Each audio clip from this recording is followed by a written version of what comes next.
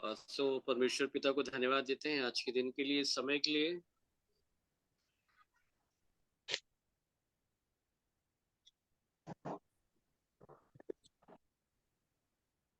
आप मुझे सुन पा रहे हैं मेरे प्रियो? भैया सुन पा रहे।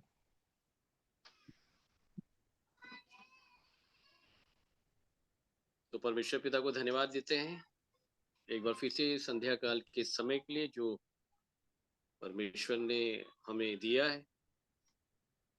सो मेरे प्रियो, अगर आपके पास कोई प्रश्न है, कोई अनुभव है, काफी समय हो गया है हम परमेश्वर के वचन को लगातार सुनते चले जा रहे हैं, और ऐसे में सुनने के बाद अगर आपके पास कोई द्वंद्व है, कोई द्वंद्व का विषय है या कोई भ्रम का विषय है या आप बीच मझधार में हैं, विचार में हैं, कहीं दो विचार में हैं, तो ऐसा कोई भी विषय अगर आपके पास है तो आप उसे रख सकते हैं मेरे प्रियो, क्योंकि परमेश्वर के विचार में और बहुतेरे मनुष्यों के विचार बहुत अंतर होता है। और इसलिए कई बार जब परमेश्वर का वचन उसके आत्मा की उपस्थिति में सत्यता की रीति के आधार पर जब खुलता है, तो वह विचार हमारे विचार को गलत ठहराता है, और तब एक ऐसी परिस्थिति हमारे मन में उत्पन्न हो सकती है कि अब हम क्या करें, क्या सही है, क्या गलत है। तो ये जो द्वंद्व है, जिसे धर्म संकट भी कहते हैं कुछ लोग, तो अगर ऐसा कोई भी विषय है मेरे प्रियो, तो आप रख सकते हैं अपने विचारों को, और फिर उसका समाधान भी हम देखेंगे मेरे। ये नीति वचन 27 का जो 14 में लिखा है उसको समझाइएगा। हाँ दीदी बोलिए।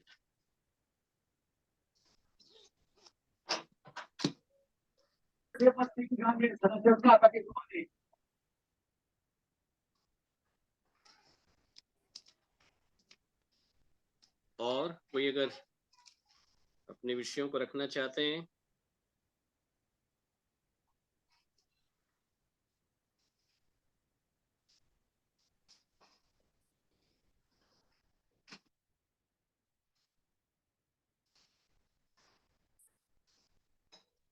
भैया जय मसीह की सबको। Praise the Lord. Praise the भैया लॉर्ड। महिमा के बारे में आपने बोला था, महिमा के बारे में बोला था कि बाद में बताऊंगा, बहुत ज्यादा बड़ा है। महिमा के बारे में क्या कहा था मैंने? टॉपिक बताएंगे, टॉपिक।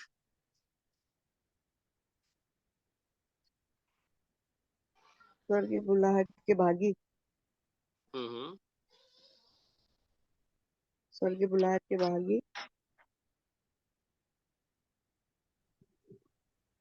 यीशु मसीह मूसा से बढ़कर था, महिमा के युग समझा गया हाँ हाँ। यीशु मसीह। हम्म। जी भैया आपने बोला था महिमा का टॉपिक बहुत बड़ा है, बाद में बताऊंगा। जी जी जी। हाँ, विषय तो बहुत बड़ा है महिमा का। ये प्रभु यीशु मसीह और मूसा को जो कंपेयर किया गया था ना इब्रानियों 3 में। जी हाँ, जी हाँ, 3:3 में। हाँ हाँ, जी जी जी, उसके ऊपर ये प्रचार मैंने किया था कुछ समय पहले, और तब उस समय ये महिमा का विषय निकला हुआ था। जी हाँ। चलिए इसे देखेंगे, समझेंगे, बिल्कुल देख लेते हैं। और यदि कोई अपना विषय रखना चाहते हैं, कोई द्वंद्व है, कोई विचारधारा है आत्मिक जीवन को लेकर के, कोई आपकी स्थिति है, तो अगर आप रखना चाहें तो आप रख सकते हैं मेरे प्रियो, समय होगा आपके पास अभी।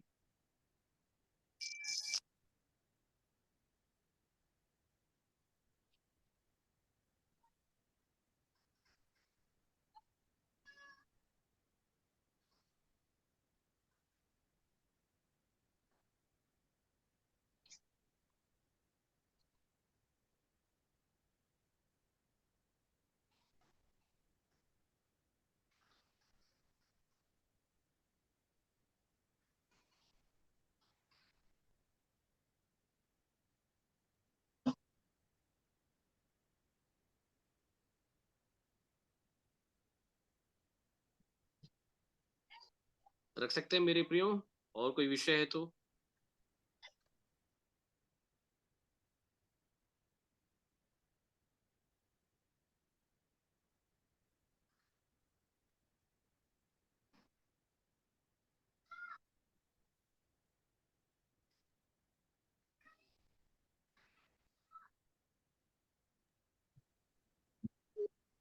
भैया आपने चेहरे का चेहरे का प्रचार के बारे में भी बोला था भैया। जी जी जी जी। कौन से चेहरे का प्रचार? मूसा का पर्दा पड़ा था, पौलुस ने उसे उठा दिया, आपने बताया था। हाँ हाँ। मसीह का जी हाँ, बिगड़ा हुआ। उगड़े रूप के बारे में जो मैंने कहा जी था। हाँ, रूप मसीह का, हाँ हाँ। महिमा प्रकट होगी, आपने बोला जी था। जी जी। कहा था मैंने कहा। जय मसीह की आप सबको, जय मसीह के आशीष भाई। जय मसीह की, जय मसीह की।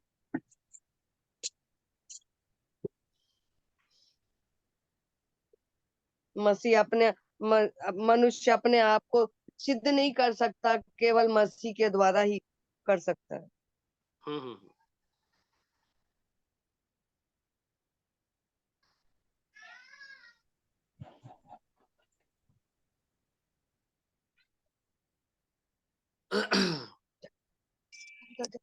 मेरे प्रिय विषय अपने आप में सब बहुत बड़े विषय हैं। इधर बेला दीदी, अगर आप कुछ कहना चाहते हैं।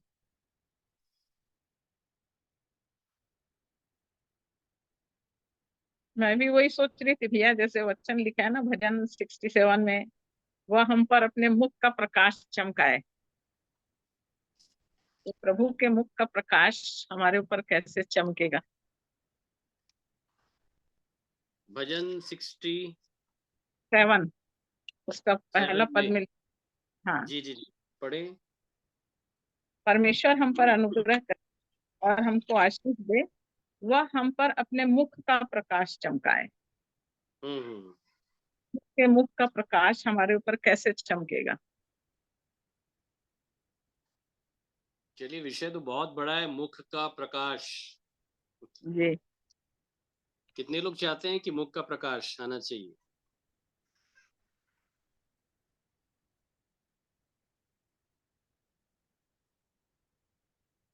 हम्म। कितने लोग चाहते हैं?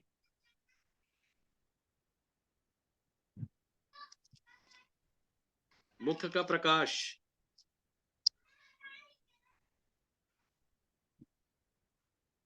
कितने लोग चाहते हैं कि यहोवा के मुख का प्रकाश हमारे ऊपर चमके? कितने लोग चाहते हैं? सभी चाहते हैं। जी।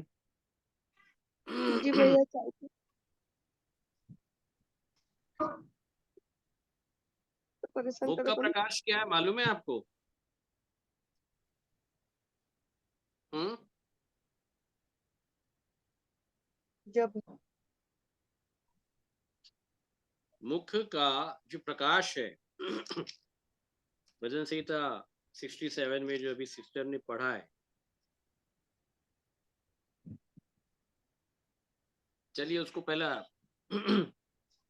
67 का 1 और 2 दोनों पढ़ लीजिएगा। परमेश्वर हम अनुग्रह करे और हमको आशीष दे, वह हम पर अपने मुख का प्रकाश चमकाए, जिससे हम्म। तेरी पृथ्वी पर और तेरा किया हुआ उद्धार सारी जातियों में जाना जाए। हाँ, ठीक है। जिससे तेरी गति पृथ्वी पर, ठीक है, जी। और तेरा किया हुआ उद्धार सारी जातियों में जाना जाए। जाना जाए। कैसे जाना जाएगा? मुख का उसकी प्रकाश। गति और उसका किया हुआ उद्धार। हाँ, कैसे जाना जाएगा? मुख के प्रकाश के द्वारा। बोलिए, किसके द्वारा? मुख के प्रकाश के द्वारा। हाँ, याद रखिए, ठीक है। तो मुख का प्रकाश क्या है?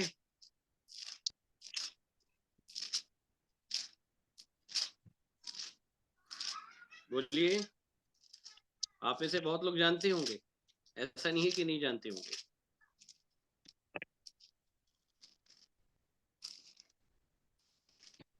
यहोवा के मुख के प्रकाश के बारे में कितने लोगों को जानकारी? कि मुख का प्रकाश क्या है?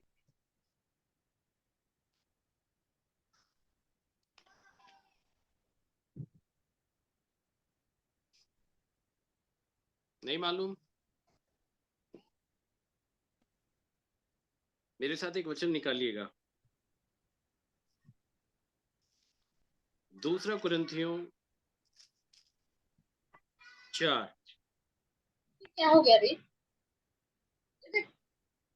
बड़े ध्यान के साथ सुनिएगा मेरे प्रियो।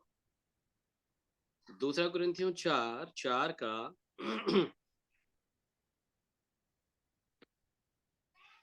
5 से पढ़िएगा।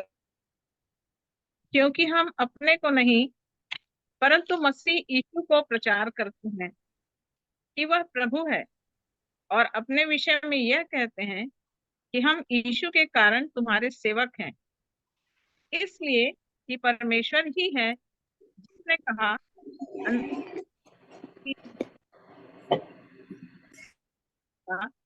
कि परमेश्वर की पहचान की ज्योति यीशु से प्रकट। हाँ, तो मुख का प्रकाश कौन है? अंदर नहीं सुनाएगा। देखिए, जहां से डिस्टरबेंस है कमलेश भाई, वहां आप यीशु म्यूट कर मसीह। दीजिएगा, ठीक है? हाँ, बिल्कुल सही बात है कि मुख का प्रकाश जो है वो प्रभु यीशु मसीह है। कौन है? प्रभु यीशु मसीह। हाँ, और एक्चुअली जो मुख का प्रकाश है वो है परमेश्वर की महिमा की पहचान की ज्योति। पापा का मांग तो नहीं है। प्रकाश क्या है? परमेश्वर की महिमा की पहचान की ज्योति। हाँ, याद रखिए। तो परमेश्वर के महिमा के पहचान की जो ज्योति है, याद रखिएगा, वो प्रकट होनी चाहिए, ठीक है? जी। और जब परमेश्वर की महिमा की पहचान की ज्योति, मतलब एक ऐसी ज्योति जो परमेश्वर के व्यक्तित्व को प्रकट करेगी, परमेश्वर के परिचय को प्रकट करेगी, जिसके द्वारा लोग जान लेंगे कि ये परमेश्वर है,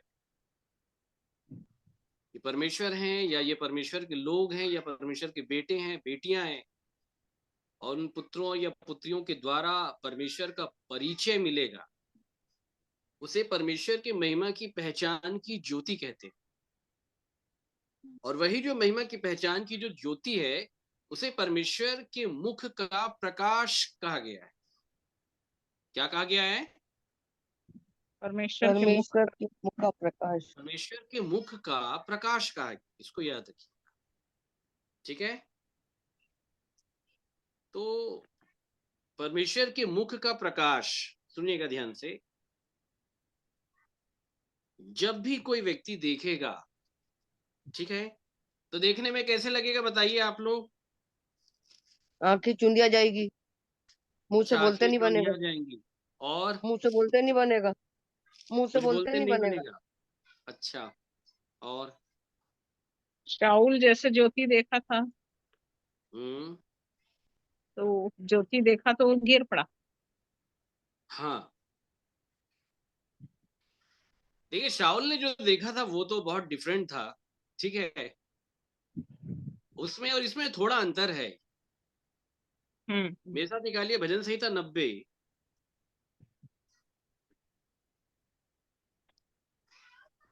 का 8 से पढ़िएगा, बड़े ध्यान के साथ सुनिएगा मेरे को।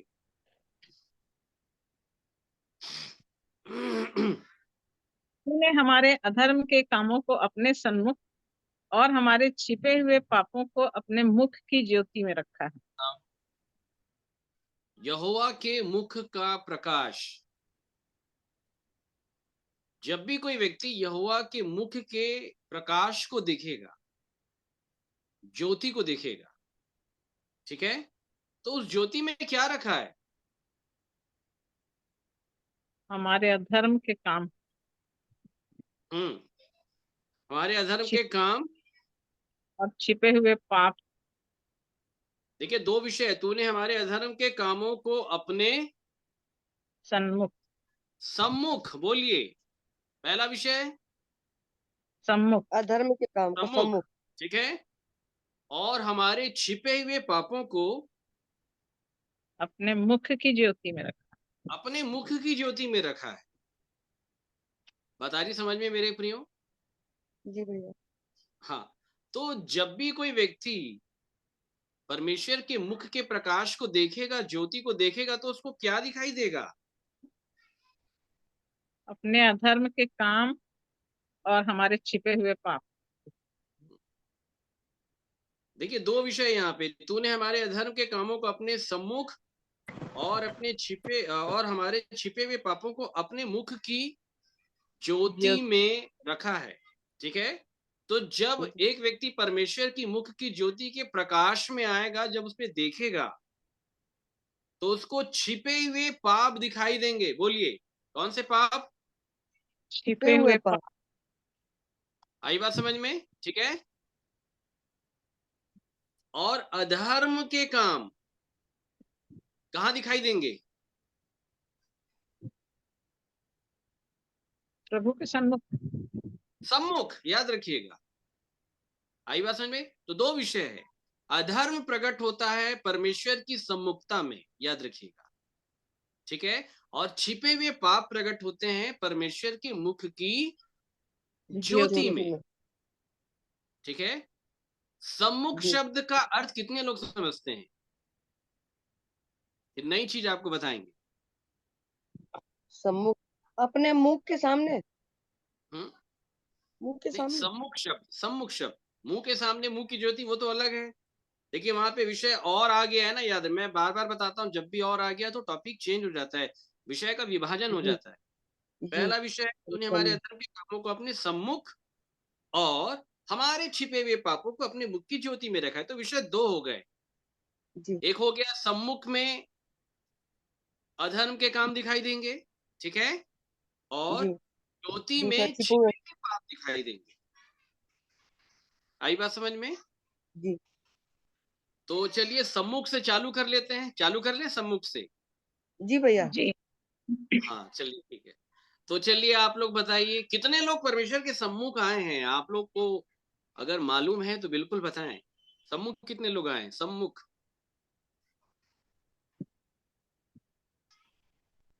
भैया परमेश्वर के सम्मुख तो नहीं आए, मगर एक अद्भुत, अब उसको दूत कहें कि क्या हम्म, कहें, कुछ समझ में नहीं आ रहा। जिसको देखा मैंने आधी रात को कि मैं तेरे लिए आया हूँ, तो मैंने बोला मेरे मेरे पास मत आओ। बोले नहीं, मैं तेरे लिए आया हूँ। ऐसा करके सम्मुख, ऐसा मैंने देखा, एक सफेद ऊपर से लेकर नीचे तक सफेद वस्त्र पहने हुए मेरे पाँव के पास खड़ा। ये मतलब ये आपका व्यक्तिगत अनुभव है, आप ये बता रहे जी हैं जो? जी भाई, जी भैया, बिल्कुल झूठ नहीं बोल रही, बिल्कुल हकीकत बोल रही हूँ मैं। जी जी जी। और चलिए, मेरे बहुत साथ बार एक ऐसी। वचन निकालिएगा। इन सारे विषयों को हम बड़े ध्यान के साथ देखें और समझें कि बाइबल इन विषयों के बारे में क्या बताती है। सम्मुख, अब वो गीत बहुत लोगों ने गाया होगा ना, तेरे सम्मुख शीश नवाते हे शीश जग के नवाते करता। हे जग के करता, ठीक है, लेकिन टूटे सम्मुख हुए को शब्द दे जो दे है ना, वो सहारा, अपने कर आप दो में ना बेड़ा बहुत पार। बड़ा है। इसका कुछ अंश मैं आज आपके सामने रखूंगा, जो पैर के नीचे से जमीन खिसकने के बराबर भी है। जब मैं जाना, जब मैं समझा, तो मैं लगा प्रभु इतना बड़ा अर्थ है। तो आप भी इन बातों को जाने समझे। निकालिए कुलुस्सियों की पत्री, पहला अध्याय।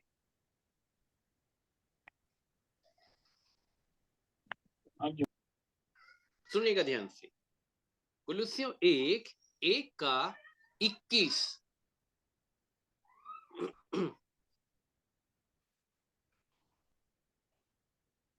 21 और 22 आप लोग बड़े ध्यान के साथ अपनी बाइबल में देखें, जो वचन पढ़ा जा रहा है उसे ध्यान से सुने, फिर मैं आप लोगों से पूछूंगा। ठीक है, चलिए पढ़ें। जी तो पहले निकाले हुए थे और बुरे कामों के कारण मन से बैरी थे। उसने अब उसकी शारीरिक देह में मृत्यु के द्वारा खाना भी मिक्स कर लिया, ताकि तुम्हें अपने सन्मुख पवित्र और निष्कलंक और निर्दोष बनाकर उपस्थित करे। बस रुक जाइए। तो सम्मुख का अर्थ आप लोग को आया समझ में? हम्म, सम्मुख का अर्थ क्या है?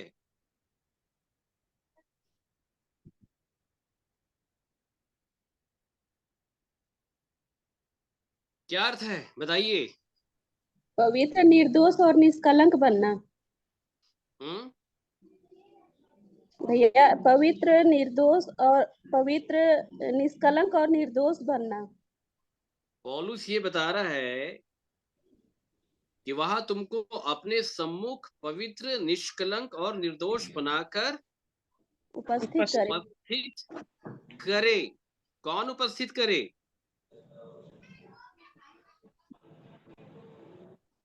परमेश्वर का बेटा, परमेश्वर का पुत्र। आई बात समझ में? कलीसिया को परमेश्वर के सामने उपस्थित करेगा, उसके सम्मुख। ठीक है? और सम्मुख जब उपस्थित करेगा, आप लोग बड़े ध्यान के साथ सुन लीजिएगा। ठीक है? तो कैसे लोगों को उपस्थित करेगा? पहला शब्द ही आया है, तुम्हें अपने सम्मुख। पहला विषय आया पवित्र, दूसरा विषय आया है निष्कलंक, और तीसरा विषय आया है निर्दोष। ये तीन चीजों की एबिलिटी जिसके पास होगी वो परमेश्वर के सम्मुख जाएगा। बड़े ध्यान के साथ सुन लीजिए। आप लोग सुन पा रहे हैं? ठीक है जी। हाँ, तुम्हें अपने सम्मुख पवित्र, निष्कलंक और निर्दोष बनाकर उपस्थित करे। याद रखिए, मतलब ये बात साफ है कि जो कोई भी व्यक्ति परमेश्वर के सम्मुख होगा वो ऐसा बनाया जाएगा। याद रखिएगा। और जब भी एक व्यक्ति परमेश्वर के सामने ऐसा बनाया जाने के लिए जब वो उसको उपस्थित करेगा, तो याद रखिएगा, उपस्थित किए जाने वाले विश्वासी के अंदर, उसके जीवन में जितने भी अधर्म के काम हैं वो सब प्रकट किए जाएंगे। बात आ रही समझ में? जैसे मैं आपको बताना चाहता हूं कि जैसे किसी दुल्हन को शादी से पहले तैयार करते हैं ना, ठीक है, तो ब्यूटी पार्लर से एक ब्यूटिशियन को बुलाया जाता है, एक तैयार करने के लिए आती है। ध्यान के साथ सुनिए। और वो एक कमरे में तैयार करती है उसको। गुप्त रूप में तैयारी होती है ना दुल्हन की। कैसी तैयारी होती है? गुप्त रूप में होती है कि नहीं होती है? बोले भैया चेहरे में ये वाला दाग है, भैया अच्छे हमारे से समय में तो नहीं होता, यहाँ पे मुहासे हैं, यहाँ पे पहले गड्ढे होती। हैं, तो पूरा डेंटिंग पेंटिंग करेगी उसका अच्छे से, गुप्त रूप में करेगी। कैसे करेगी? गुप्त रूप में। गुप्त रूप में याद करेगी। रखिएगा, एक कमरे में उसको लाया जाएगा, जो तैयार करी, जिसको तैयार होना है वो, और जो तैयार करेगी वो, दोनों उस कमरे में, उनके साथ एक हेल्पर हो। ठीक है? और उसको गुप्त रूप में तैयार किया जाएगा। तो याद रखिएगा, जब उसको कमरे में लाया जाएगा, ठीक है, तो वो कैसी होगी? जैसी उसकी दशा है। ठीक है? जैसी उसकी दशा है जी। वो वैसी होगी। परंतु जिसके सामने उसको लाया गया है अर्थात जो उसको तैयार करेगा, वो उसको देख पा रहा है कि इसके चेहरे में क्या क्या खामियां हैं, कहाँ पे दाग हैं, कहाँ पे धब्बे हैं, कहाँ पे झुर्रियां दिखाई दे रही है। आई बात समझ में? लेकिन वो वहां से उसको पूर्ण रूप से तैयार करेगी। याद रखिएगा, पूर्ण रूप से तैयार करेगी। ठीक उसी प्रकार जब एक व्यक्ति परमेश्वर के सम्मुख, याद रखिएगा, ठीक है, निर्दोष, निष्कलंक और पवित्र बनने के लिए उपस्थित किया जाएगा, याद रखिएगा, तो उसके सामने, उसके जीवन में जितने भी अधर्म या अपराध के काम होंगे सब उसके सामने प्रकट होंगे। बोलिए कहां प्रकट होंगे? परमेश्वर उसके के सामने। सामने प्रकट होंगे। क्योंकि लिखा है कि तूने हमारे अधर्म के कामों को अपने सम्मुख रखा। कहां रखा है? अपने अपने सम्मुख रखा है। और हमारे छिपे हुए पाप को कहां रखा है? अपने मुख की ज्योति में रखा।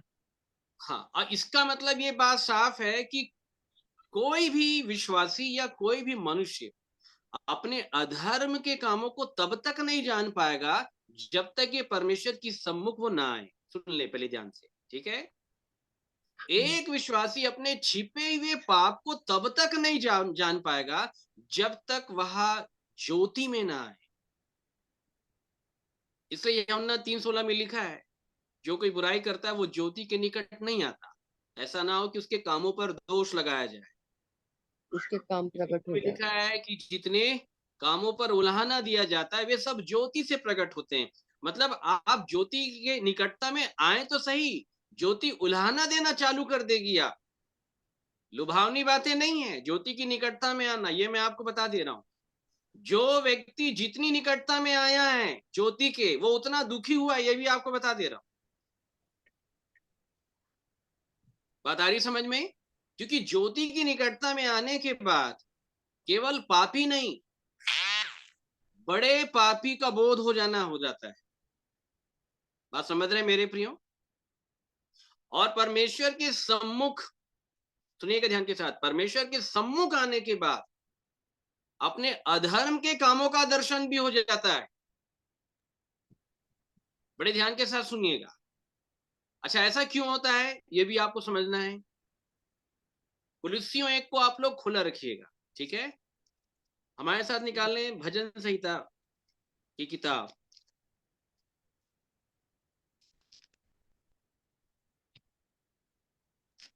इंकावन 51।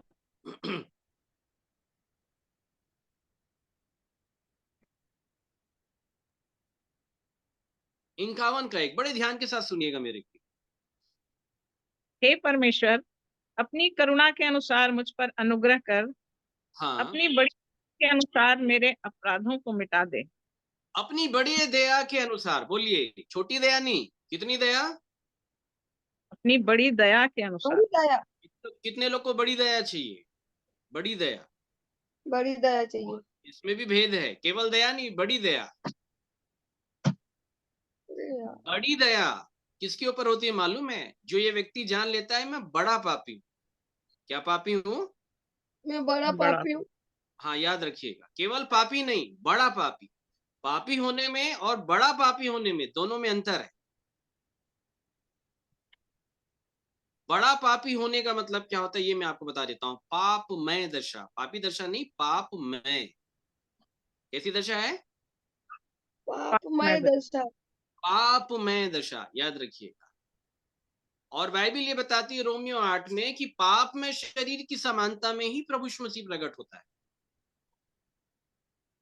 रोमियो 8 में लिखा है कि परमेश्वर ने अपने पुत्र को पाप में शरीर की समानता में भेजा, शरीर में पाप बलि होने के लिए भेजा। तो पाप में शरीर की समानता में भेजता है, याद रखिएगा। मतलब ये बात साफ है कि एक विश्वासी के अंदर परमेश्वर का पुत्र तब तक नहीं आएगा जब तक वो अपनी पाप में दशा को न जान ले। बात समझ रहे मेरे प्रियो? जी भैया। यहाँ पे दाऊद भी बोल रहा है कि अपनी बड़ी दया के अनुसार मेरे अपराधों को क्या कर दे? मिटा दे। मिटा दे। मतलब अभी भी लिखा हुआ है, सोच लीजिएगा, दाऊद का लिखा हुआ है। जब वो लिख रहा था तो आप बताइए उसके पाप लिखे हुए थे कि नहीं लिखे हुए? लिखे हुए थे, तो लिखे उसको हुए। जानता था उससे अच्छा, कम। हमारे लिखे हुए कि हमारे मिटा दिए गए? प्रभु तो कहता कि मैंने तुम्हारे पापों को पीठ के पीछे आप फेर सभी दिया है लोग से और मेरा उसे प्रश्न है, स्मरण नहीं हमारा करता। लिखा हुआ है कि हमारा मिटा दिया गया है? हमारा तो मिटा दिया गया। कहाँ लिखा है कि आपका मिटा दिया गया? हाँ भैया, हमारा लिखा हुआ है, मिटाया नहीं है। मैं तेरे पापों को पीठ के पीछे फेंक दूंगा, समुद्र की तह में डाल दूंगा, उसको बिल्कुल बिल्कुल दोबारा सही बात, वो सब लिखा हुआ है। लिखा हुआ है। लेकिन सब आपको देखना पड़ेगा किसके लिए लिखा हुआ है। तो कौन कौन जब से हम पाप है? दाऊद की बात करते हैं तो हम बोलते हैं कि मसीह जो है वो दाऊद का बेटा है। लेकिन हम भजन संहिता 51 जब पढ़ते हैं तो दाऊद के अपराध की गाथा को भी समझ लीजिएगा। वो क्या कह रहा है, बड़े ध्यान के साथ सुनिएगा। अच्छा, जिनके पाप लिखे होते हैं और जिनके मिटा दिए गए होते हैं, दोनों में अंतर है, ठीक है? सुन लीजिएगा ध्यान से। आज भी जो लोग पाप करते हैं, सुन ले मेरी बात ध्यान के साथ, मैं सारांश आपको बता दे रहा हूं, कभी इसका डिटेल बताऊंगा, मिटाने का और रखने का। आज भी जितने लोग गलतियां कर रहे हैं, पाप कर रहे हैं, अपराध हो जाता है, नो डाउट सब लोग से हो जाता होगा, ये मुझे मालूम। तो ये जान लेना, आपके पाप लिखे हुए मिटाए हुए नहीं है, इसको याद रखिए। हाँ भैया, लिखे हुए और हैं। जिनके मिटा दिए गए हैं, जिनके मिटा दिए गए हैं, याद हाँ रखिएगा, उनके नहीं होंगे ना फिर पाप। जी हाँ जिनके भैया, मिटा दिए, जी हाँ। याद रखिएगा। ये लिखे हुए होने का प्रमाण है कि आज भी मैं पाप कर बैठता हूं, मैं अपराधी हूं, ये लिखा हुआ है आज। जी भैया, आई बात समझ में? जी जो मैं करना चाहता हूं वो मेरे से नहीं होता, जो नहीं करना चाहता वही हो जाता है। आगे पौलुस बोलता है, जब मैं भलाई करने की इच्छा करता हूं तो बुराई सामने आके खड़ी हो जाती है।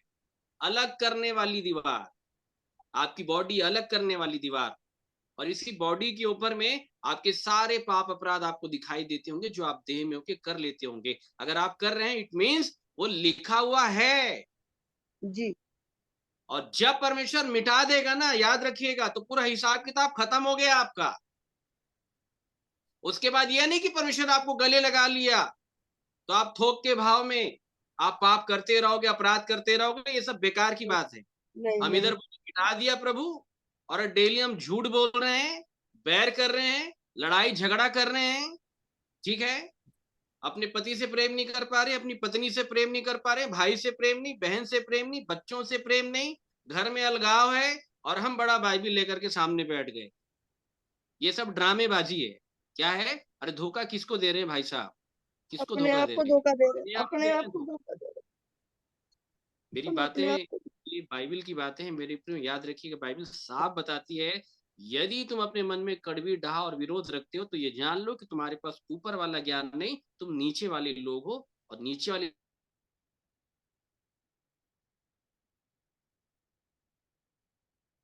आज भी मैं पाप करते रहूंगा। एक रेफरेंस आप नहीं निकाल पाए। आप समझ रहे हैं मेरे प्रियो? हाँ भैया, बाइबल इन बातों का समर्थन कहीं भी नहीं करती है। ये इन बातों को बड़ी शालीनता के साथ हमको जानना और समझना हो, ठीक है। जी भैया। दाऊद परमेश्वर का इतना बड़ा जन, वो क्या बोल रहा है? मेरे अपराधों को मिटा दे। क्या कर दे? मेरे अपराधों को मिटा दे। मेरे अपराधों को मिटा दे, ठीक है। दो पढ़े, 51 दो, बड़े ध्यान के साथ सुनिएगा। मुझे भजन भली भांति धोकर मेरा हाँ, अधर्म दूर कर और मेरा पाप छुड़ाकर मुझे शुद्ध कर। मेरे अधर्म को दूर कर दो प्रभु, मेरे अपराध को दूर कर दो, और मेरे पाप से मुझे छुड़ाकर शुद्ध कर दो। दाऊद ये बोल रहा है, मैं बड़ा परेशान हूं। आप समझ रहे हैं? अगर दाऊद ये प्रार्थना कर रहा है तो मैं आपसे पूछना चाहता हूं कि दाऊद परमेश्वर के सम्मुख खड़ा है या नहीं खड़ा है? आप लोग बताएं। दाऊद परमेश्वर के सम्मुख नहीं खड़ा। खड़ा हुआ है, ये समझना है आप। हुआ इसलिए दिख रहा है उसको ना। खड़ा हुआ है, इसलिए उसके पाप और अपराध, उसके अधर्म उसको समझ में आ रहे हैं, याद रखिएगा। और इसलिए परमेश्वर के सम्मुख रह करके वो इन बातों का अंगीकार कर रहा है, क्योंकि उसको मालूम है कि परमेश्वर के सामने इस रीति से ज्यादा देर खड़ा रहना उचित नहीं है। इसको क्लियर करूंगा मैं भी आपके सामने। ऐसे रहना ज्यादा देर उचित नहीं है। अगर ज्यादा देर अगर मैं ऐसा खड़ा रह लिया तो परमेश्वर मेरे को भगा देगा अपने सामने से। ये भी मैं आपको बताऊंगा अभी कि कितने लोग को भगा दिया परमेश्वर। क्या लिखा है? 51:3, सुनिएगा ध्यान से आगे। मैं तो अपने अपराधों को जानता हूँ और मेरा पाप निरंतर मेरी दृष्टि में रहता है। मेरी दृष्टि में निरंतर लिखा है, बोलिए क्या लिखा है? मेरी दृष्टि में निरंतर रहता है। मेरा पाप, मेरे गुप्त पाप मेरी आंखों के सामने से हट ही नहीं रहे हैं प्रभु, हट ही नहीं रहे हैं ये पाप,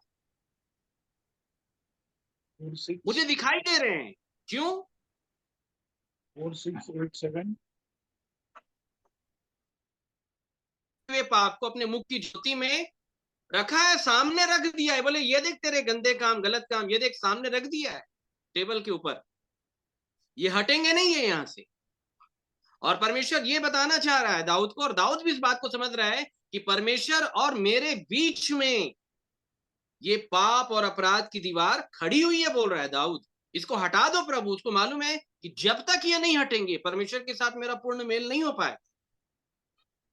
अच्छा, ये कब तक नहीं हटेंगे? जब तक दाऊद पूर्ण रूप से विलाप नहीं कर लेता, पूर्ण रूप से अपने अपराध का, छिपे हुए पाप का पूर्ण रूप से जब तक पश्चाताप नहीं कर लेता, ये रखा रहेगा सामने, ये हटता नहीं है।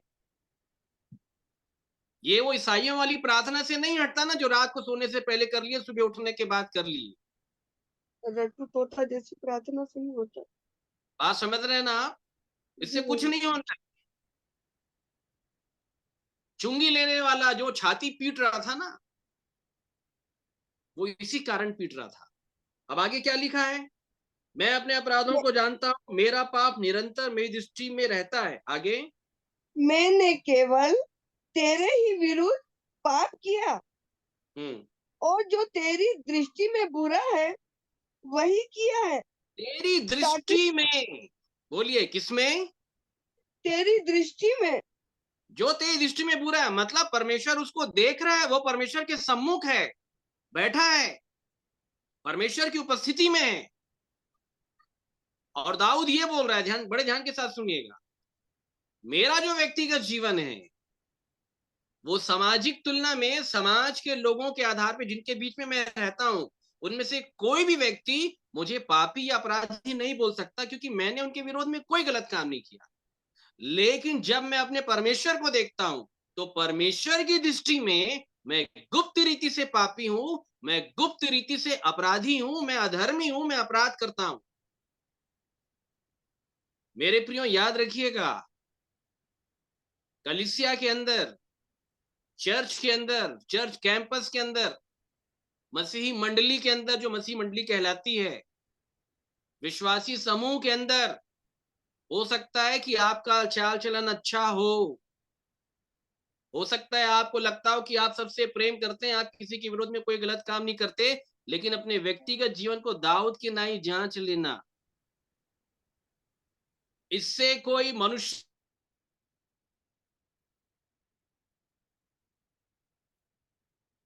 याद रखिएगा, दाऊद मनुष्य की दृष्टि में नहीं, परमेश्वर की दृष्टि में धर्मी ठहरना चाहता है। और उसको मालूम है कि जब मैं परमेश्वर को और अपने आप को देखता हूं, तो मेरे गुप्त पाप, मेरे गुप्त अपराध जो मैं एकांत में करता हूं, सोचता हूं, देखता हूं, छिप करके, समाज से छिप के, मसीही भाई बहनों से छिप करके, पासवान से छिप के, कलीसिया से छिप के, जो मैं व्यक्तिगत करता हूं, ये मैं जानता हूं और ये परमेश्वर जानता है। आपका हिसाब किताब इतने में ही हो गया। बात समझ रहे हैं मेरे प्रियो आप? स्वर्ग वर नहीं जाने वाले लोग बड़ी गलत फहमी में है।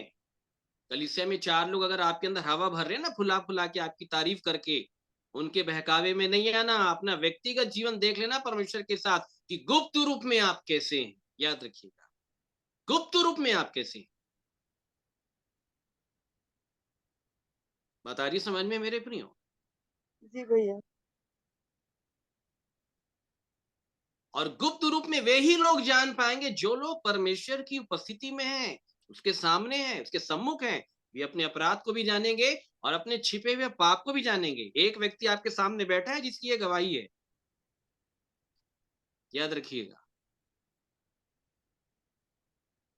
अब आगे दाऊद क्या कहता है? मैंने केवल तेरे ही विरुद्ध पाप पाप किया किया है, है तेरी दृष्टि और में बुरा है, मैंने वही किया है प्रभु। वही किया। बात समझ रहे हैं आप? जी भैया। मतलब आपको बात को सारी समझ में? जी भैया। अब 51:5 की कहानी आज आपको समझ में आ जाएगी। 51:5 पढ़ लीजिए। देख, मैं अधर्म के साथ उत्पन्न हुआ और पाप के साथ अपनी माता के गर्भ में पड़ा। ये वाला जो वचन है, ये दाऊद क्यों बोल रहा था? भजन संहिता 51:5 तो बहुत बार हमने पढ़ा होगा, हमने सुना भी होगा। दाऊद ये वाला वचन क्यों बोल रहा है? किस लिए बोल रहा है? आप लोग बता सकते हैं?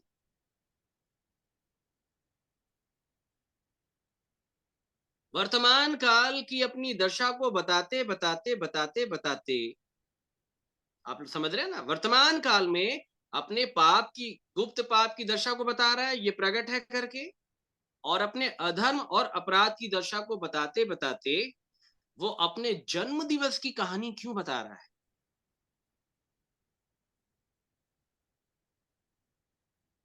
क्यों बता रहा है? देख, मैं अधर्म के साथ उत्पन्न हुआ, पाप के साथ अपनी माता के गर्भ में पड़ा। पड़ा। दाऊद ये बता रहा है, प्रभु मेरी पैदाइश ही ऐसी हुई है। बात कुछ आ रही समझ में? जी भैया। मेरी पैदाइश जैसे हुई थी ना प्रभु, आज जब मैं तेरे सामने आया तो मैं जान लिया कि मैं ऐसे ही पैदा हुआ हूं, नंगा। कैसे पैदा हुआ हूं? मैं नंगा पैदा हुआ हूँ। याद रखिए, परमेश्वर के सामने कपड़े पहन के तो जाने का प्रयास करना ही नहीं, जा भी नहीं पाओगे, ये बता दे रहा हूं आप। एक जन प्रयास किया था कपड़े पहनने का, उसको भगा दिया परमेश्वर ने अदन के बाग के बाहर।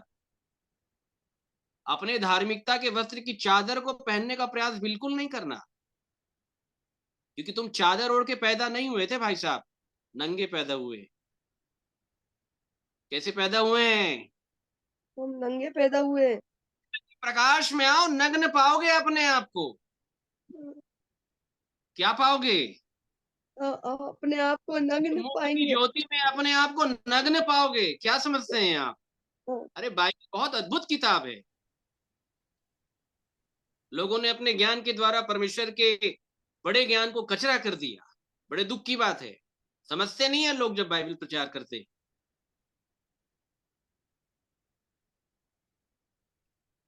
दाऊद जान गया, मेरी पैदाइश जैसी हुई थी ना प्रभु, मैं जान लिया। ये जब आपके सामने आया, मैं जान लिया कि मैं ऐसा हूं।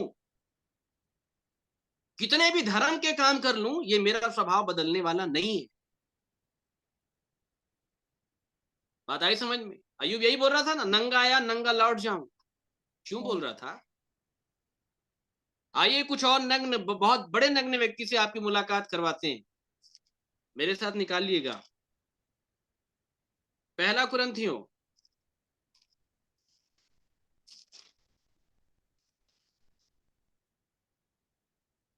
4 अध्याय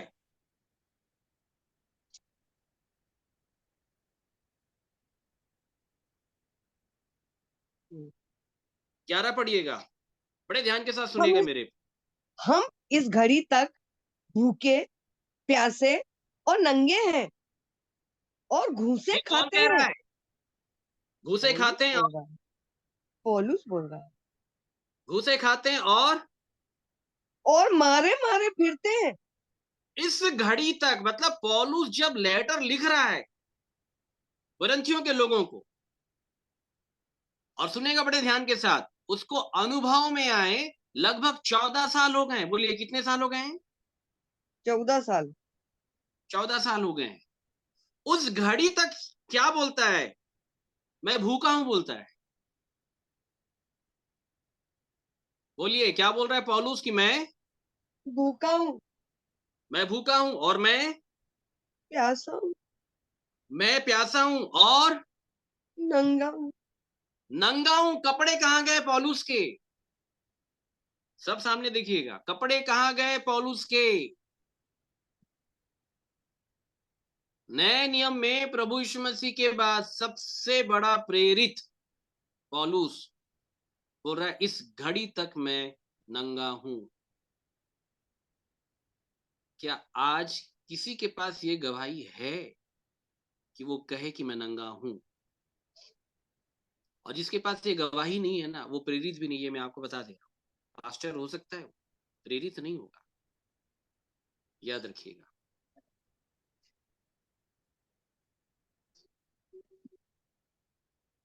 क्यों नंगा है भाई पौलुस?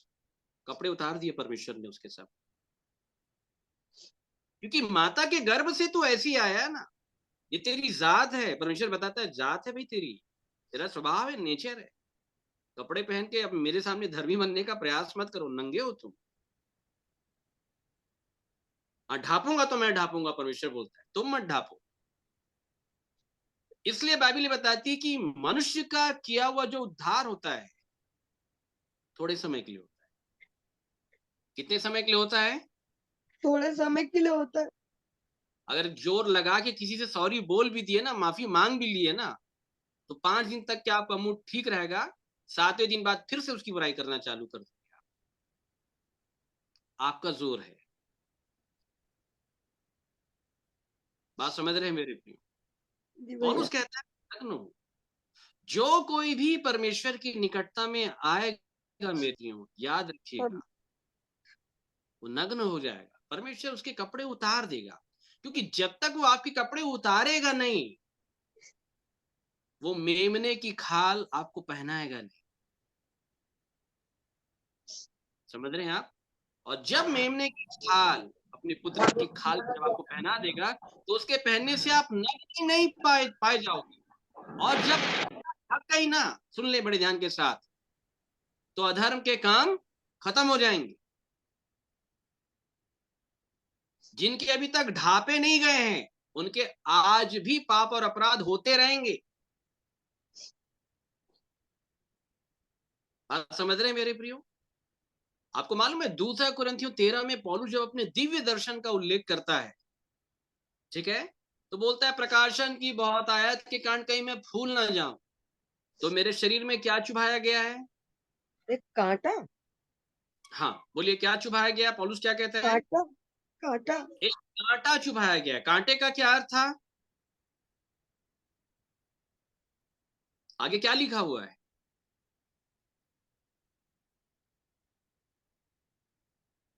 क्या लिखा हुआ है? अर्थात शैतान का एक दूत नियुक्त किया गया मेरे चारों ओर, मेरे को लगातार घूंसे मारते रहता है। लिखा है कि नहीं लिखा है? बोलिए। आप लोग कुछ बोलते नहीं रहे भैया। जी 2 भैया। कुरिन्थियों निकाल।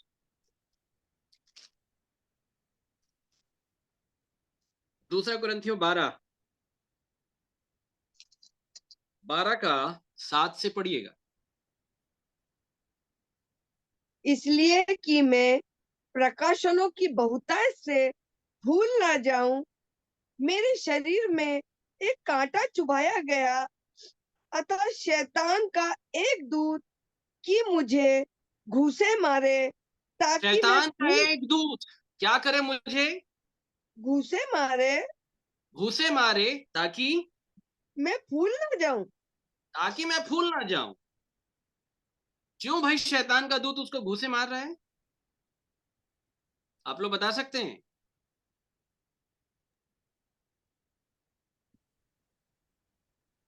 ताकि मैं यहाँ भूल ना तो जाऊं। पूरे 10 के गाने में शैतान को कुचल दिया, और यहाँ एक प्रेरित को 14 साल हो गया, वो घूसा खा रहा है। बात आ रही समझ में? जी भैया। घूसा खा रहा है वो। अरे प्रेरित घूसा खा रहा है, कलीसिया की क्या हस्ती इसके सामने खड़े रहेंगे? एक प्रेरित को घूसे मार रहा है वो। पौलुस जैसे बड़े प्रेरित को घूसे मार रहा है, जिसके पास कलीसिया का दर्शन था। और यहाँ तो 10 मिनट के गाने में विश्वासी लोग शैतान को पूरा कुचल डालते हैं। रे बाप, 10 मिनट के गाने में ऐसा होता नहीं है। बात समझ रहे हैं मेरे?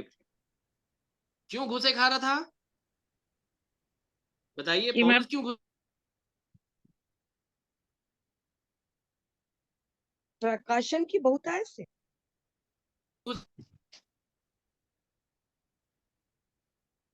प्रकाशन की चलिए हमारे बहुतायत। साथ क्वेश्चन निकालिएगा। पहला पत्र 2 अध्याय। क्या है ना, सारी दशा को परमेश्वर ने बहुत छिपा के रखा है। बोले जिसको बताना है उसी को बताऊंगा, बाकी नहीं बताऊंगा। ये तो सब उस वचन का गलत अर्थ निकालने लग जाए। पहला पत्र 2 अध्याय 20 पढ़े। जब मैं प्रभु और उद्धार क्योंकि करता। नहीं, पहला पत्र 2 अध्याय 20वां पद, हाँ पढ़े। क्योंकि यदि तुमने अपराध करके घूसे खाए और धीरज धरा, तो इसमें क्या बड़ाई की बात है? बस रुक पर ये जाइएगा। अब बताइए घूसे कब पड़ते हैं? अपराध करने के बाद। हाँ, मतलब उस समय तक पौलुस से कुछ ना कुछ अपराध हो जा रहा था, इसलिए उसको लगातार क्या पढ़ रहे थे? घूसे। घूसे पढ़ रहे थे। याद रखिएगा, क्या पढ़ रहे थे?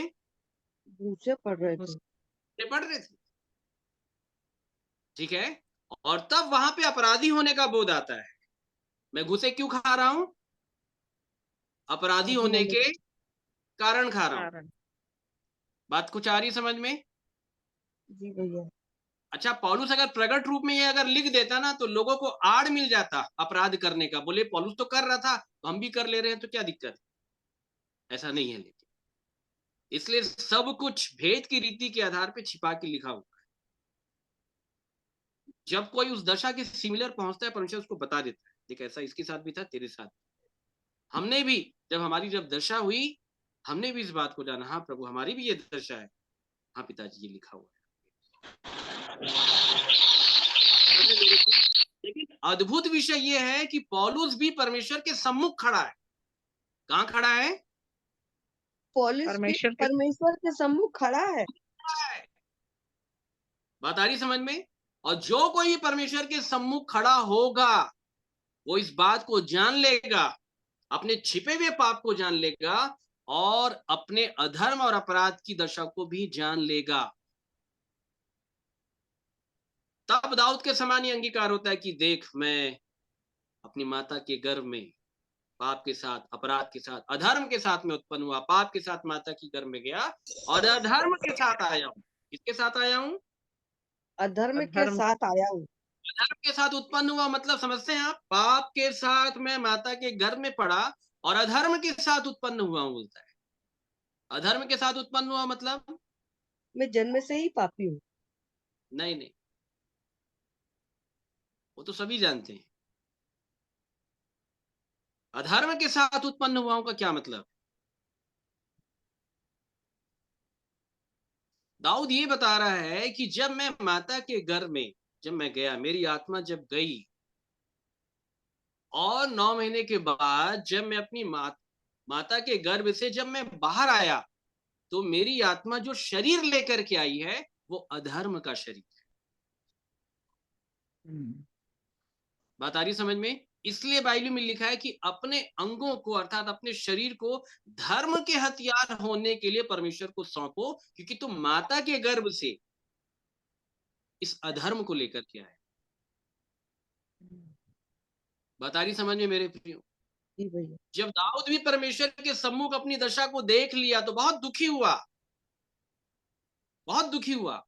और तब उसने बता दिया कि मैं अधर्म के साथ ऐसे ही मैं पैदा हुआ हूं प्रभु, मेरी दशा यही है, मैं नंगा पैदा हुआ हूं, मैं पाप के साथ माता के गर्भ में गया था प्रभु।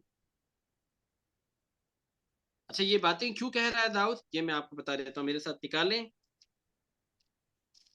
यशायाह की पत्री 48वां अध्याय।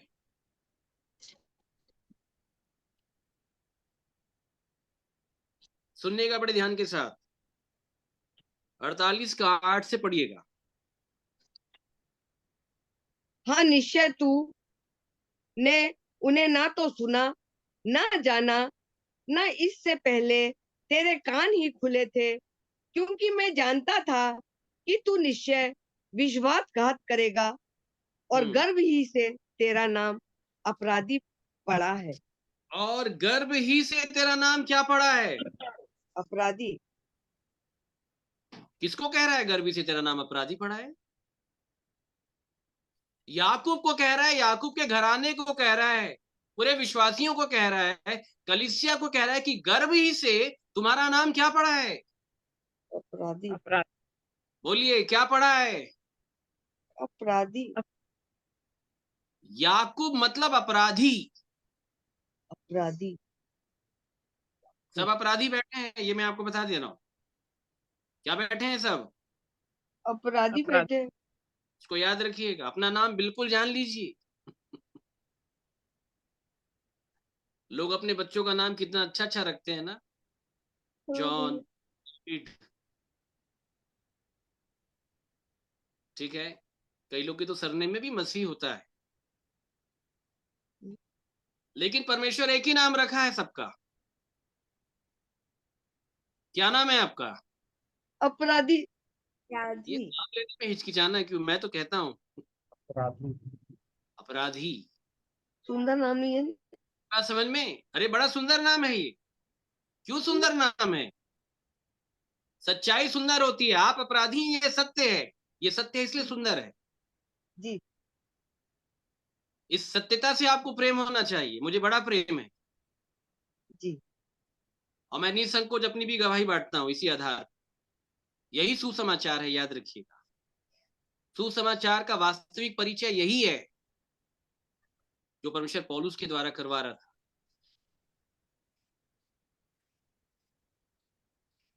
माता के गर्भ ही से तेरा नाम अपराधी पड़ा है। ये बात कब समझ में आती है? जब विश्वासी परमेश्वर के सम्मुख पहुंचता है, तब उसको बात समझ में आती है कि मैं अपराधी हूं। मैं क्या हूं? अपराधी हूँ। तो चर्च जाने से समझ में थोड़ी ना आएगी आप। वहां तो एक ही बार में उद्धार हो जाता है सब। वहां जाने से समझ में नहीं आएगा। परमेश्वर की सम्मुखता में आइए। कहाँ आना है? परमेश्वर के सम्मुखता में आना है। बड़े दाऊद जैसे धुरंधर, पौलुस जैसे धुरंधर ये अंगीकार करने लग जाते हैं। सब अंगीकार करने लग जाते हैं। बात समझ रहे हैं मेरे प्रिय? जी भैया। जब परमेश्वर के सम्मुख जब कोई व्यक्ति आता है, माता के गर्भ से ऐसा पैदा हुआ, वो भूल गया ना मैं कैसा पैदा हुआ। परमेश्वर बोलता तू सामने आ, मैं बताता हूं तेरे को कि तेरी असलियत क्या है। अदन के बाग में एक जन अपना कपड़ा बना रहा था कि नहीं? परमेश्वर के सामने खड़ा होने का उपाय कर रहा था। बोले परमेश्वर के सामने नग्न जाना अच्छी बात नहीं है। बोले कपड़े पहनो। अंजीर के पत्ते जोड़ जोड़ के उसने लंगोट बना भी लिए, लेकिन जब परमेश्वर आया तो क्या लंगोट ने साथ दिया? नहीं दिया। अब याद रखिएगा, आदम परमेश्वर के सम्मुख था। उसके सम्मुख खड़े हो करके आदम को अपने पाप गुनाहों को मान लेना था कि प्रभु मेरे से गलती हो गई। वहीं उसको निर्दोष बना के परमेश्वर खड़ा रखता। परमेश्वर के सामने कपड़े पहनना मना है, ये आपको बता दे रहा हूं। कपड़े वही पहना है। आपके पहने हुए कपड़े आपका साथ नहीं देंगे मेरे प्रियो, इसको याद रखिएगा। नाना प्रकार के कपड़े आ गए हैं बाजार में। जितने प्रकार के मिशन डिनोमिनेशन है, उतने प्रकार के कपड़े हैं मार्केट। और सब अपने लेखे में धर्मी हो गए। सब अपने लेखे में धर्मी हो गए। बात समझ रहे हैं मेरे प्रियो? सब अपने लेखे में धर्मी। बोले कोई 4 बाइबिल बांट दिया तो धर्मी हो गए, प्रभु का काम कर रहे। कोई किसी के लिए 4 बार प्रार्थना कर लिए, बोले हम धर्मी हो गए, प्रभु का काम कर रहे। अरे इससे कोई थोड़ी ना स्वर्ग जाएगा। परमेश्वर के सम्मुख आइए। परमेश्वर की सम्मुखता में आइए। इन बातों से कोई लेना देना नहीं है स्वर्ग जाने का। एक्टिविटीज के आधार पे कोई स्वर्ग नहीं जाएगा ना, ये बता दे। एक्टिविटीज के आधार पे अगर आपको लग रहा है कि आप डेली ऐसे एक्टिविटीज में जिसका संबंध बाइबल से जुड़ा हुआ है, भौतिकवाद के आधार पे, तो मैं आपको बता दे रहा हूं कि आप लिख लो, आप स्वर्ग नहीं जा रहे हो, आप मनुष्यों को प्रसन्न कर। याद रखिएगा, एक्टिविटीज के आधार पे कोई स्वर्ग नहीं जाएगा, इसको समझ लें। अगर एक्टिविटीज के आधार पे कोई स्वर्ग जाता तो फरीसी लोग पहले नंबर पे थे। प्रतिदिन की एक्टिविटीज में उनसे आगे कोई नहीं होता था मेरे प्रियो, याद रखिएगा।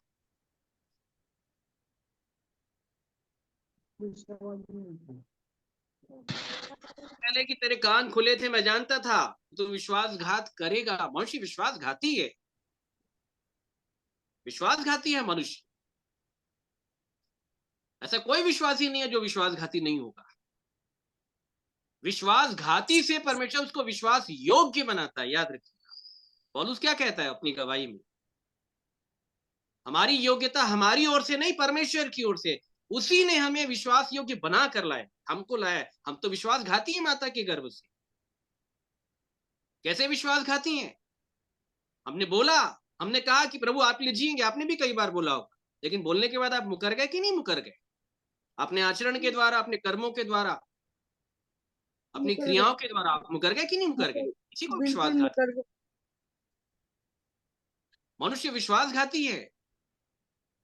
परमेश्वर बोलता है मैं तो बचपन से जानता हूं कि तू विश्वासघाती है, अब तू मेरे सामने है, तू जान ले कि तू विश्वासघाती। मैं तो बचपन से जानता हूं, जब तू माता के गर्भ में था मेरे को मालूम है एक अपराधी बाहर आने वाला।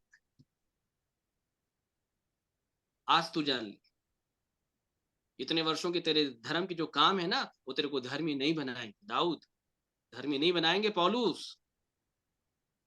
मेरे सामने आएगा तो मैं बताऊंगा कि तेरे अंदर क्या क्या समस्या है, तेरे छिपे हुए गुप्त पाप को, तेरे अधर्म को, तेरे अपराध को मैं प्रकट करूंगा। यहोवा का प्रकाश प्रकट करे, उसके सामने तो आओ। सामने नहीं है ना लोग, आज समस्या तो यही है, सामने होते तो अंगीकार होता है, लोग तो दूर खड़े हैं ना। यही बात प्रभु यीशु मसीह ने यूहन्ना 3 में कही कि लोग ज्योति की निकटता में नहीं आते, ऐसा ना हो कि उनके कामों पर दोष लगाया जाए, वो दूर रहते हैं। ऐसे प्रकाश में वचन से दूर हैं, लुभावने वचन के करीब हैं, लुभावने वचन जिसमें पाप अपराधों का जिक्र नहीं है, परमेश्वर की सत्यता का जिक्र नहीं है, जो वचन सुनने के बाद पापी और अपराधी होने का बोध आ जाए, जो वचन सुनने के बाद पूरी देह की हर एक अंग की क्रियाओं का प्रगटीकरण हो जाए कि ये गलत है, ऐसे वचन से लोग कोसों दूर हैं। और जैसा कि बाइबल बताती है कि अपने कानों की खुजली मिटाने के लिए बहुत सारे उपदेशक लोगों ने बटोर ली, उस उपदेश के ऊपर यहोवा का प्रकाश नहीं है। अगर प्रकाश होगा, यकीन मानिए लोग छाती पीटने लग जाए। बात समझ रहे हैं मेरी प्रिय?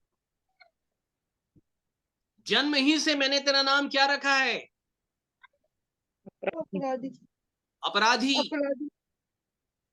48 में बोल रहा था, हे याकूब के घराने, याकूब भी अपराधी। भजन संहिता 58 में लिखा हुआ है, जो लोग याकूब में अपराध से मन फिराते हैं, क्योंकि याकूब को अपराधी कहा गया है। और मैं आपको बताना चाहता हूं कि याकूब जो युद्ध कर रहा था ना परमेश्वर की आत्मा से, जो मल युद्ध जो कर रहा था, आप लोगों ने सुना होगा, सुना है कि नहीं सुना है? क्यों कर रहा था मालूम है आप? वो अपने अपराध की दशा से बहुत दुखी था।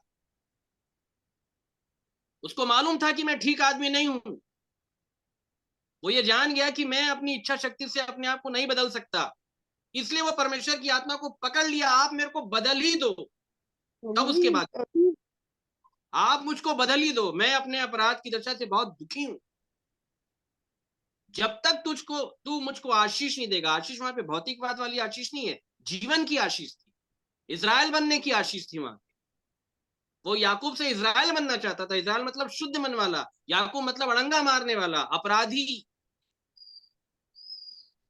वो अपने इस चरित्र से बहुत परेशान था, इसलिए बहुत रो रहा था, गिड़गिड़ा रहा था। इतना रोया, इतना गिड़गिड़ाया कि परमेश्वर की आत्मा के ऊपर वो प्रबल हो गया। मतलब परमेश्वर को बोलना पड़ गया, चल मैं कर देता हूं तेरा काम। यही शिक्षा नए नियम में भी दिया गया, एक अधर्मी न्यायी के द्वारा। एक विधवा स्त्री बार बार आती है कि मुझे मुद्दई से बचा। ये अधर्मी न्याय किसी से नहीं डरता, परमेश्वर से भी नहीं डरता, क्योंकि वो स्त्री महिला बार बार आके उसके नाक में दम कर दी, तो बोलता चल मैं तेरा न्याय चुका देता हूं। तो जब ये अधर्मी होने के कारण सुन लिया, तो धर्मी है परमेश्वर क्यों नहीं सुनेगा? लेकिन तुम भी उतनी बार जाओ, उसके नाक में दम करो परमेश्वर, लिखा है बाइबल में ये। और तब वो आएगा, तब वो सब कुछ कर देगा। इस आधार पे याकूब ने आशीष पाई परमेश्वर से। और जब यहोवा की आत्मा ने उसको आशीष दी, तो पहले उससे नाम पूछा गया, उसका क्या नाम है तेरा? तो क्या बताया उसने? मेरे आपका भी नाम पूछूंगा मैं अभी। आप नाम क्या है उसका? अपराधी। अपराधी। उसने बताया मेरा नाम याकूब है। क्या है? याकूब है। याद रखिएगा, जब उसने इस नाम का अंगीकार किया, उसने कहा कि मैं याकूब हूं, एक शब्द में उसने सब बता दिया। मैं चीटिंग करने वाला हूँ, धोखा देने वाला हूँ, मैं धोखेबाज हूँ, मैं अशुद्ध मन वाला हूँ, मैं अड़ंगा मरने वाला हूँ, मैं विश्वासघाती हूँ, मैं अपराधी हूँ, माता के गर्भ से अपराधी हूँ। तब परमेश्वर बोला अब मैं तुझको बदल दूंगा। आपका क्या नाम है? इंदिरा। अपराधी। आपसे जब परमेश्वर आप पूछेगा या पूछ रहा होगा तो क्या नाम बताओगे आप? अपराधी। मेरा नाम बताऊं? मेरा अधर्मी। तब नाम बदला जाएगा आप। अभी नाम आप कुछ भी रख लो, उससे क्या होने जाना है? हमारा भी नाम आशीष था, आज भी है, उससे थोड़ी ना आशीष हो गए। जब परमेश्वर की निकटता में आए दिया जीवन, आशीष कुछ भी दिखाई नहीं दी। आशीष बना रहा है वो एक अलग। नाम क्या है? क्या नाम है भैया आपका? अधर्मी। आप बोलो प्रभु, अपराधी कौन बैठा हूँ? अपराधी। अपराधी। वो चार बार अड़ंगा। बाइबल पढ़ ली, धर्मी होने का टैग नहीं लगता किसी को, बड़े ध्यान के साथ सुन ले। अपराधी बैठा हूँ मैं, दाऊद जैसा भजनकार। मैं पापी हूँ, मैं अपराधी, भजन संहिता 52 में मेरा पाप निरंतर तेरी दृष्टि में बना रहता है। आप कौन है, मैं कौन हूँ? पौलुस जैसा व्यक्ति 14 साल जो सेवकाई कर रहा है, मैं बोलता इस घड़ी तक बोलता है मैं नंगा।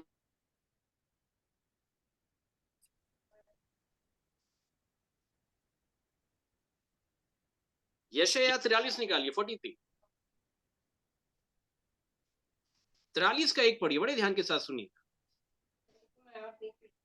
हे इज़राइल, तेरा रचने वाला, और हे याकूब, तेरा सृजनहार यहोवा अब यूं कहता है, मत डर, क्योंकि मैंने तुझे छुड़ा लिया है।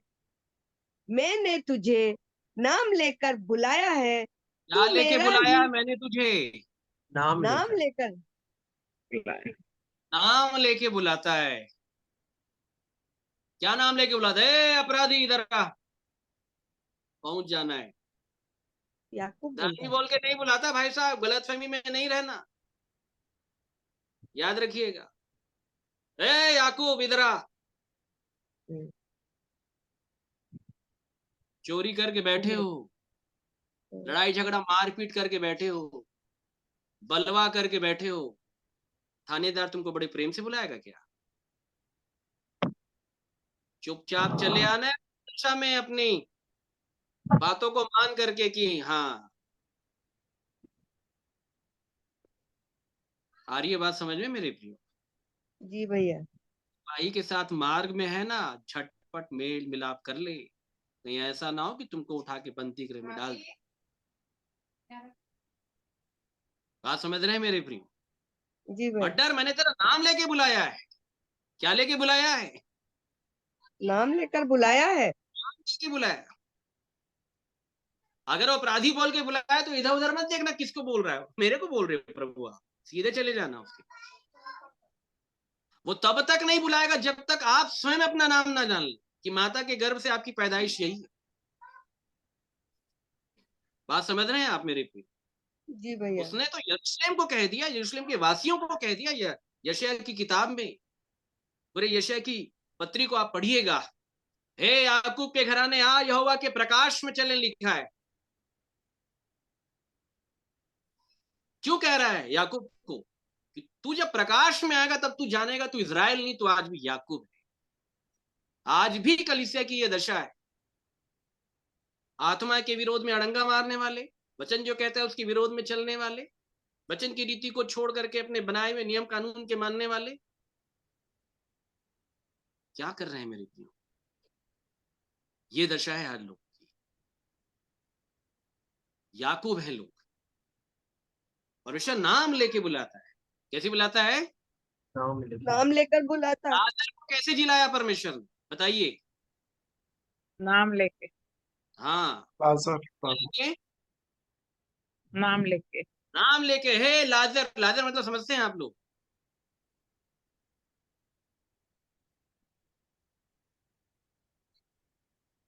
लाजर मतलब क्या होता है? अरे गाना तो हमने बड़ा गाया है भाई, लाजर को किसने जिलाया, गाया होगा, बिल्कुल गाया होगा। लाजर का क्या मतलब है? मरे हुओं में से जी उठा। अरे वो तो जी उठा, वो तो क्रिया है, लेकिन लाजर के नाम का क्या मतलब? लाजर का मतलब होता है कंगाल।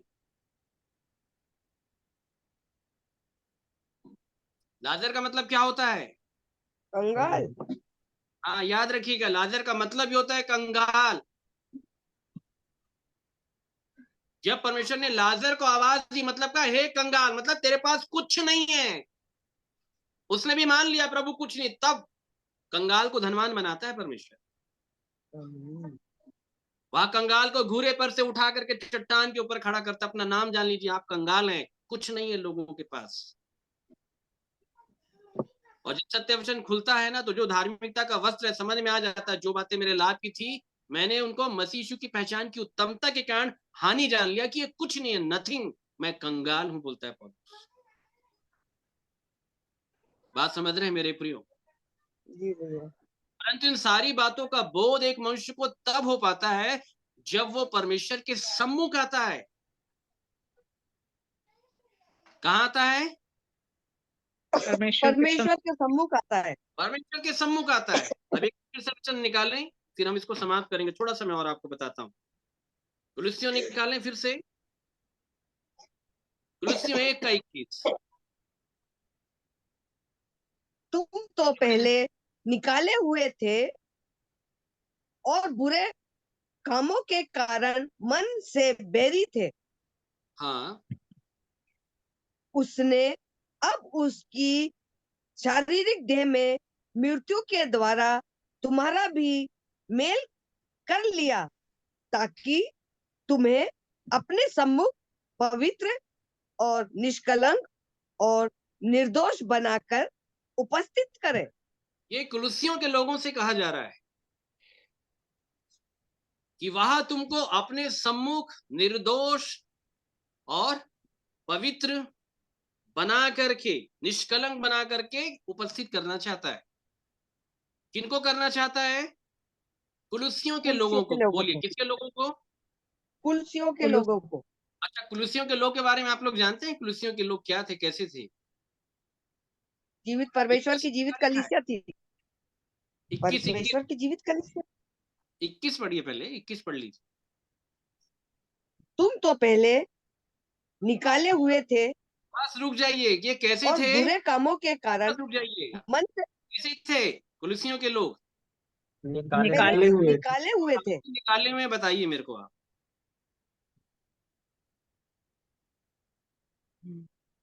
बुरे कामों के कारण। ये कहाँ से निकाले हुए हैं? परमेश्वर के सम्मुख से। हम्म, कहाँ से निकाले हुए हैं? यही बात हमको समझनी है, कहाँ से निकाले हुए? हम्म, कौन है ये लोग, परमेश्वर कुलुस्सियों के लोग? इनको कौन कलीसिया, सुसमाचार सुनाया? पौलुस। पौलुस सुनाया, ठीक है।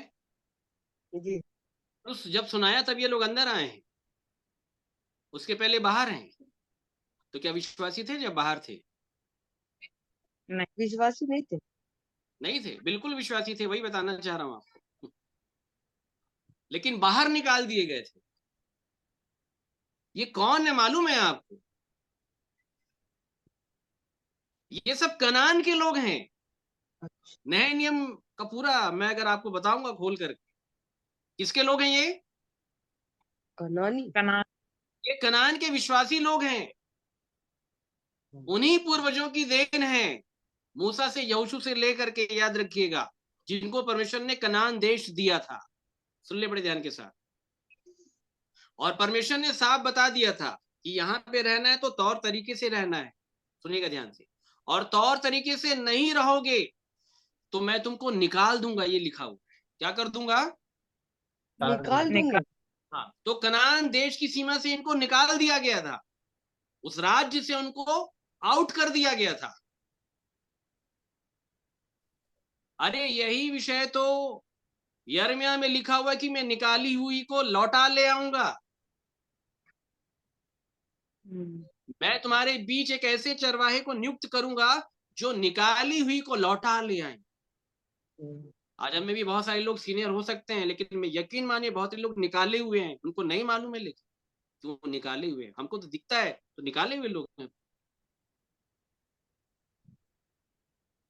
वो स्थान जहां पे परमेश्वर की उपस्थिति है, जहां परमेश्वर रहता है, जहां परमेश्वर बात करता है, जहां लोग उसके सम्मुख रहते हैं, वहां से निकाले हुए लोग हैं।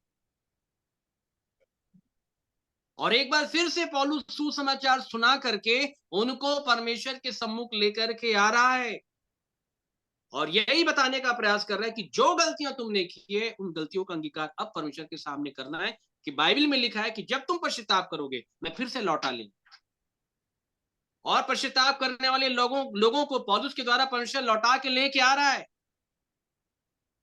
और इसलिए लौटा के लेके आ रहा है कि उसके सम्मुख उनको पूर्ण रूप से पवित्र, निर्दोष और निष्कलंक बनाया जाए। सम्मुख होने का इतना बड़ा अर्थ है बाइबल।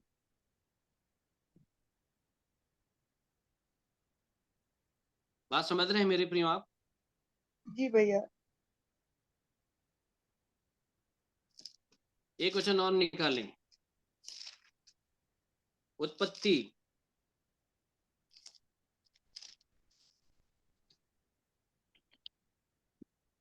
4 अध्याय,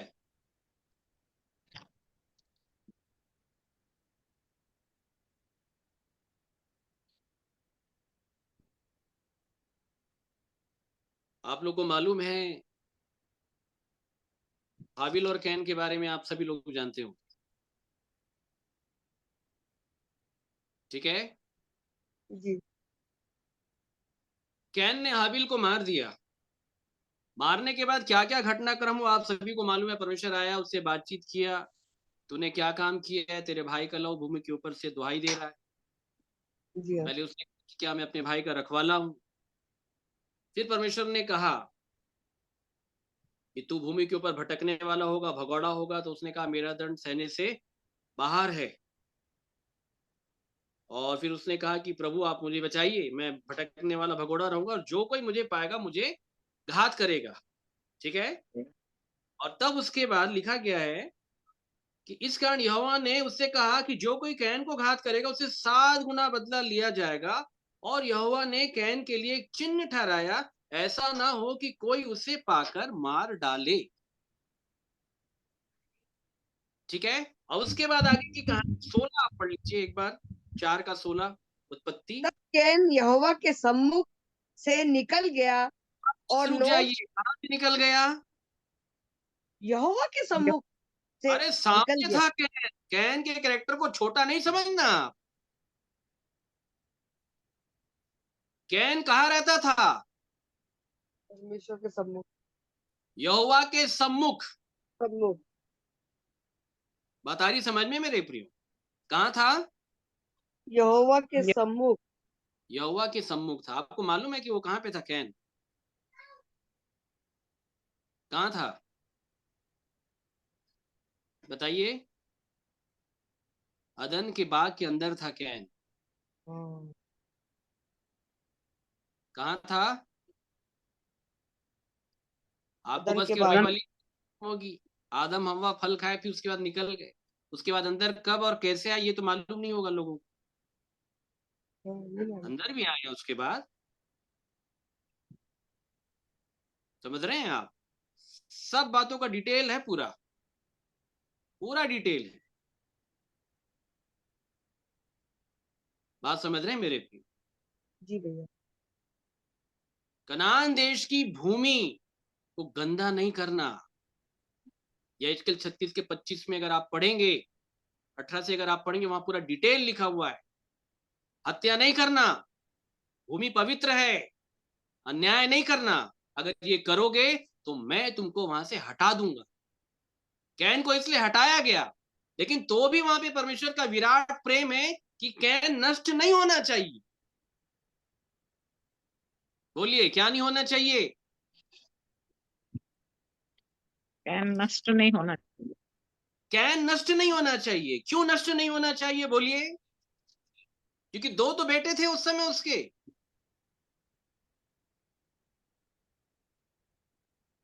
हाबिल और कैन। हाबिल तो खत्म हो गया, वंश तो कैन से आगे बढ़ेगा ना। किससे आगे बढ़ेगा? कैन से आगे बढ़ेगा मेरे प्रियो। और लिखा है कि फिर परमेश्वर ने, यहोवा ने उसके लिए एक चिन्ह ठहराया कि वो वहां पे जाकर के रहे। और आपको सुन के आश्चर्य होगा, वो उस चिन्ह को बाइबल शरण नगर कहती है। बोलिए क्या कहती है? शरण नगर। क्योंकि बाइबल में शरण नगर की कहानी है कि यदि कोई खून करे तो जाके शरण नगर में पनाह ले। कहां ले? शरण नगर में पनाह ले। और शरण नगर 6 हुआ करते थे, 3 यर्दन के इस पार, 3 यर्दन के उस पार।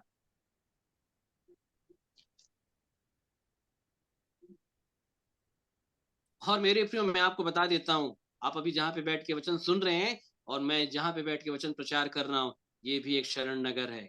बाइबल पृथ्वी को शरण नगर कहती। परमेश्वर ने पापियों के लिए रहने के लिए स्थान ठहराया, क्योंकि मालूम है पापी व्यक्ति स्वर्ग नहीं आ सकता, लेकिन तो भी उतने दिन रहने के लिए वो स्थान में दूं, ताकि वहां पे रह करके वो ठीक ठाक हो सके और मेरे सम्मुख आ सके। बात समझ रहे हैं मेरे प्रियो? अच्छा, सब बातों का अर्थ है ना, इसको याद रखिए। मेरे पास अभी समय नहीं है कि मैं आपको इस बात का विवरण दूं, लेकिन सब बातों का अर्थ है, सब बातों का पूरा डिटेल है मेरे। आपने अब तक नहीं सुना, इसका मतलब ये नहीं कि ये बातें गलत है, गलत नहीं है, सही है। अगर मैं कोई भी बात बोल रहा हूँ, आपको मालूम है मैं बिना वचन के बाहर जा करके मैं कोई भी बात नहीं बोलता, याद रखिए। सबका पूरा डिटेल। तो उससे पहले कैन जो है वो यहोवा के सम्मुख रहता था। बोलिए कहाँ रहता था? यहोवा यहोवा के सम्मुख रहता था। यहोवा के सम्मुख रहता था। कैन ने बात नहीं मानी पहले जब परमेश्वर ने पूछा, लेकिन जब परमेश्वर ने उसके पाप गुनाह को उसके सामने रखा अपने वचन के प्रकाश में, कैन ने मान लिया। ऐसा नहीं कि कैन ने नहीं माना, कैन ने मान लिया, परंतु यह भी कहा कि प्रभु मेरा दंड सहने से बाहर हो जाएगा प्रभु, अब मैं तो अपराधी हूं, मैं तो अपराधी हूं। अब कोई भी मुझको जो मिलेगा पाएगा इस व्यवस्था के आधार पे, तो वो मुझको मार डालेगा, क्योंकि आपकी व्यवस्था में लिखा हुआ है हत्या का बदला हत्या, लिखा हुआ है, वो मुझको मार डालेगा। और तब परमेश्वर ने ये शरण नगर ठहराया कि तू जाके यहाँ पे रहना। शरण नगर का नियम था मेरे प्रियो, खूनी के लिए अधिकतर बनाया जाता था। और बाइबल ये बताती कि हर एक मनुष्य हत्यारा है, हर एक मनुष्य ने हाबिल अर्थात प्रभु यीशु मसीह की हत्या की है, याद रखिएगा। और बाइबल बताती है इस शरण नगर में हमको ईमानदारी के साथ रहना है। ये शरण नगर हमारे सुधारने के लिए हमको दिया गया है, ना कि शारीरिक बनाने के लिए दिया गया है। यहाँ रोटी कपड़ा मकान की चिंता करना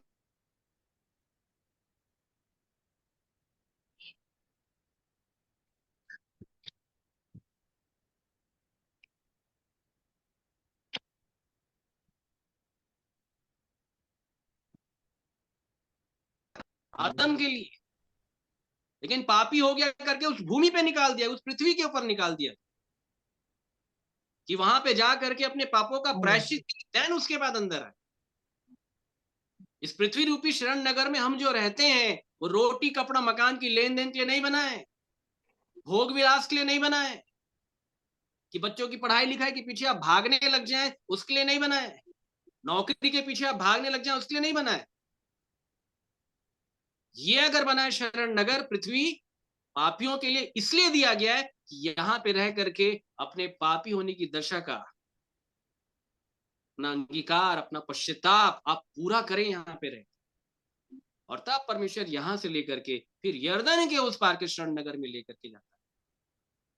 लिखा है कि यदि कोई खूनी हो, व्यवस्था विवरण आप पढ़िएगा, वहां पे आपको मिलेगा ये विषय, गिनती आप पढ़िएगा वहां भी आपको ये विषय मिलेगा